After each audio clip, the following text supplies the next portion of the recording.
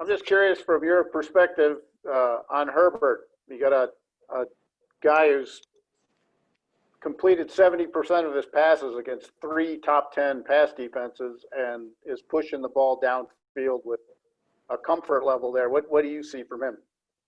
Yeah, he's a big, strong guy, big arm, can make plays with his feet, keeps plays extended. He's off to a heck of a start. I think it's 12 touchdowns, 3 interceptions. So we got to be on point. To help you at all that you've seen him work against the Chiefs and the Buccaneers, and you have some common video there to look at? Yeah, no question. It's good to have some information on people when they're new, and there's enough games so we can kind of see who he is. Next one, Ryan. Hey, Ed, with Ojimudie's progress from game 1 to now, where do you think he's made his biggest strides? I think it's fitting in, with the guys. We have some upperclassmen. These guys are experienced players, and to play in the flow with them is very important. But he knows. We tell him we got to work really, really hard every week. It's a new task this week.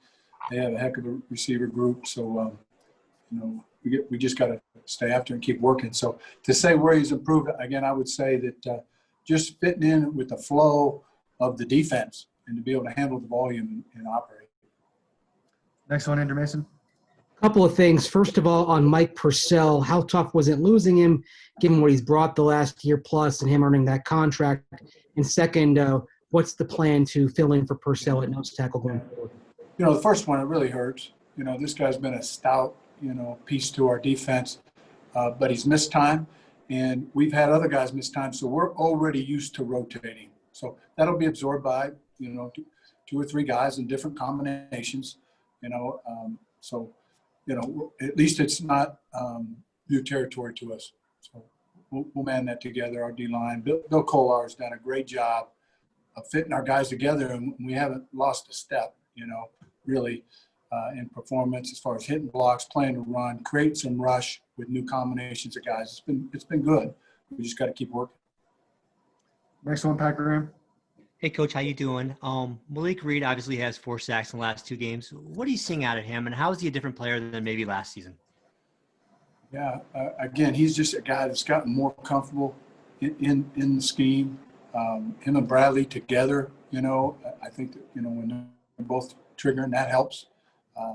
But he's a powerful, explosive guy, and when you look at him, he's not a real tall guy, not extremely fast or anything like that. But this guy's a football player. He can react, while things are happening in front of him. And he has that ability to maneuver and get to the passer. Next one, Mike Kliss. Yeah, I had a couple players express frustration during the game. Shelby at the official, and then coach there, and then also Bradley Chubb. Did you, talk to your guys about it? Good to have the fire, but you want to make sure you don't get torched, so to speak? Yeah, you're exactly right. The first thing, you never want to do something to hurt the football team. So if we ever get outside those lines, we got to get pulled back in. And you want to do it as a group. It's an emotional game. They're fighting their tails off, and we just don't ever want to go there.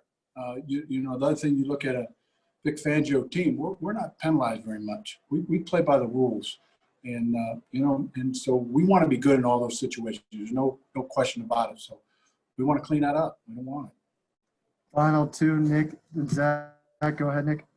Yeah, and to follow up on Bradley, he talked about kind of wanting to be a catalyst for change, wanting to be more vocal, and that's where some of his animation came from on Sunday.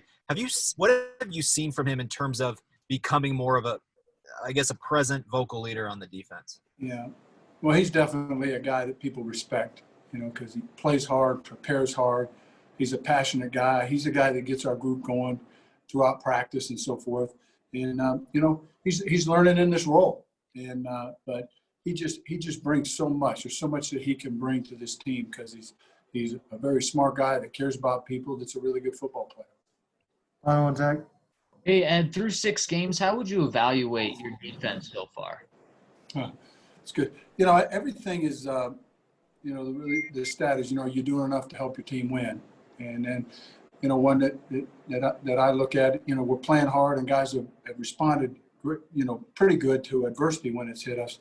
But our thing is finishing and winning. That's number one. We also want to affect the quarterback more. We have a group, that we should have the ball more. And that's rushing coverage together. We need lower ratings of these quarterbacks so we can get the ball back and feed our offense. We want to do that. So we need to get to football. We need to affect the passer, and that's 11 guys. Hi, Pat. What have been the primary teaching points for Drew this week coming off a game that he had several throws that he wanted back? Yeah, I think you always teach the fundamentals of playing the position, and really it's a mindset. First off, you want to be aggressive, but you want to take what's there. And so when you go back and look at a game, everybody's fond of saying, throw the deep ball. But there's times when they legislate against it and you check the ball down. That happens in all games. And everything's progression driven, and then you go through your progression. It's not there. You check it down. You move on. If you're in the unfortunate situation of being third and long, you're not always going to be able to throw it past the sticks. So you see oftentimes where now you push up in the pocket and run for it, hit a check down, which requires the route runner to finish the down by gaining some yards. And so I think that's the deal. I think he's still a very young quarterback, and he will be through this full season. I think he's only played in 6 or 7 games. I think people forget that.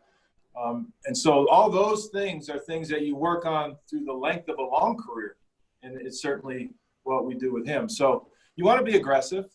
You want to take advantage of what the defense presents down the field, but I think it's also important that you get completions. The other part of it is we worked our way into some shorter third down situations where we have to hit on those. And there's multiple reasons why that happens, because it just goes without saying. Then you get 3 more downs, you're closer to the scoring zone, yada, yada. So those are all the things, because sometimes, if you finish the game and you have, 10 or 12 incompletions for whatever reason, if 3 or 4 of them are on third down where you could have made a difference, those are huge. So that's all the process of learning as a quarterback. And, whether we win or lose the game, those are the fundamentals you work on daily. Next one, Eric DeLala. Coach, Drew was saying the other day that he knows there's not enough time in the week to be prepared for every possible look you could get against everything you run. With that said, how do you help him, whether it's against pressure or just a look he hasn't seen, to best prepare him to be able to handle that sort of thing? Yeah, there's obviously uncertainty in the ball game. That's why you have progressions, and you just go through it. If one's not there, you throw it to 2 and 3. We all learned how to count to 3, and and then at some point you use your legs. And he's fortunately a mobile quarterback. I'm fond of moving the pocket. I think he throws well on the run, and we got some explosive gains out of that. But some games you can't. And so, that's the challenge there. So I think it's important that we run the ball. I think that takes a little pressure. We're gaining yards. It's just we got to stay on the field better on third down, and that'll put us in a position to score when we're in the red zone, which we did a better job of this week. We were 2 for 2 when we got down there. And so those are all the things you build on. I looked out there on the field the other night, and there was 5 guys that a year ago were playing college football. And so it's a young team. And so they have to grow quickly because, we have to put a plan together and execute in a way to win games each week. Next one, Nick Kozmeyer. Yeah, Pat, one of those guys that was playing college football last year was Jerry Jeudy. And Drew said that he saw, some animation from Jerry in the huddle this week and talked about how he thinks he's really ready to flip a switch. What have you seen from him in terms of just kind of his continued growth? Well, I think I've seen him grow each week. Every practice opportunity is important especially for rookies. I joked with Andy Reid before the game that we all lost out on about 1,200 or 1,400 snaps in the offseason that these guys could have benefited from. And so they've got to learn it quickly. And, a lot of guys come from college where the attention to detail in practice is maybe not quite as good as it has to be here.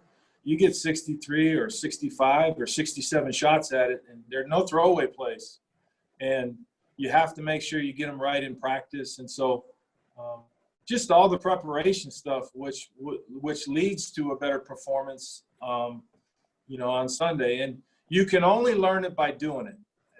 And that's the beauty. That's the beauty of our game. You need to practice, and you need to practice together so you can build that trust. And you need to do it in a way that it's going to help you on Sunday. Next one, Mike Kliss. Pat, you talked about some of the third and not so longs that you're missing. And Drew said yesterday that he missed a lot of baby throws, is how he put it. He's missed some baby throws that he's been making since Pop Warner. What is that? Is that footwork? Is that getting a little too excitable on those? What's going on there that you as a coach? Yeah, I mean, you can look at each one, you know, and we do that. You know, every week we go through and watch every third down from the weeks previous so that we try to break a tendency or see what's working well and whatnot. And typically when you don't hit on something, there's a combination of things. Sometimes he was pressured. Sometimes the route wasn't just right. And sometimes you just miss the throw. And most often when you miss the throw, sometimes not the short ones, but as you start throwing intermediate and longer throws, it comes back to feet, you know, and then just the fundamentals of that. And so as teachers, you know, we go back to the fundamentals and just keep working on it, you know. And I think those I wouldn't call them baby. I don't think there's anything baby about pro football. You know, they're short throws in my opinion. All right. You know, those are the ones you got to hit on, you know, and when you hit on them, it's magnified in a good way. When you don't hit on them, it's magnified in a bad way. You know, for those that crunch numbers, and we have a lot of numbers crunchers, you know, you miss a third down in the red zone, right? That's a lost scoring opportunity. And it's for those of, you know, that are counting those third downs, like to crunch those numbers. So that's a double whammy, right? And so that's where the staying in the moment, knowing the situation and doing it. And you just got to practice it. And you just got to keep doing it. And we got to keep trying to give him open guys to throw to. And he's got to hit them. There's time for a few more. Next one, Jeff Leglow. I'm just curious how you teach young quarterbacks sort of the line, because they've become accustomed to doing things off schedule whenever they feel like it almost, and it almost always works when they're in college. How do you teach them where that line is as they become? Yeah. Well, it's tough nowadays when you take a quarterback coming from college, because just look at the scores in college football and tell me, you know, when we had Sam Bradford, you know, after his first season, I asked him, I said, what's the difference between, and he had a heck of a rookie year. He put us one game from winning the division with a team that didn't win a game the year previous, is he says, you know, the challenging thing in pro ball as opposed to college, he said, when I was in college, I just dropped back and everybody was open. And so I could just pick one out. He said, you know, the challenging thing here is because defense is challenged so much more in pro football and the matchups are so much tougher. He said, and this was Sam, he said, the challenging thing was there was times this year when I looked up and there was nobody open. And so, you know, or they weren't open in the way they were in college. And so I think that's a little bit of a deal. So the timing and the accuracy and everything that you teach, you know, has to really pick up, you know, and I think so that, you know, the first is the understanding of that. And then secondly is going through that process so that, you know, you define it and refine it and make good throws. Final one, Troy and Andrew. Yeah, Coach, one of the things Drew had talked about and we've seen is he had some issue when he got pressure. I mean, the one pick came when the guy was hot. He threw inside on an outside route. How do you simulate that in practice? Like my baseball background is you can only take so much BP, but there's nothing like live at bats. Does he just have to learn from it in a game situation, or can you simulate it in practice enough to try to trick the mind and create that mindset of to help him process quicker when he sees pressure specifically? Yeah, well, we practiced it. We practice all those looks. You know, it's you maybe get one or two or maybe even three, at the most 4 unscouted looks that you don't see by watching tape. You know, every team holds something back. But, you give that simulation in practice and, with those types of throws. We just don't make up plays on Sunday that we haven't practiced during the week. And so it's the weekly training that kind of prepares them for that. And then, the time and distance, it happens maybe a little bit faster in the game, but just staying in the moment and making a good throw when you need to. Final one, Andrew. Drew's learning, but hey, no one ever stops learning. So I want to ask you about coaching young quarterbacks. What do you know? What have you learned about molding these guys that maybe you didn't know, say, 10, 15 years ago before you had Sam Bradford? Oh, I'm fortunate to have been around a lot of quarterbacks at all stages of their careers. And I think the most important thing is you're always training the fundamentals, and you train the fundamentals within what you're trying to do on offense. And, the thing that changes for us each week is, okay, now who is the players in there? It's this guy out this week. It's this guy out that week. It's the matchup here. We're better throwing the ball inside this week, outside the next week. And so working the fundamentals and then trying to, overlay it on the team that you're playing.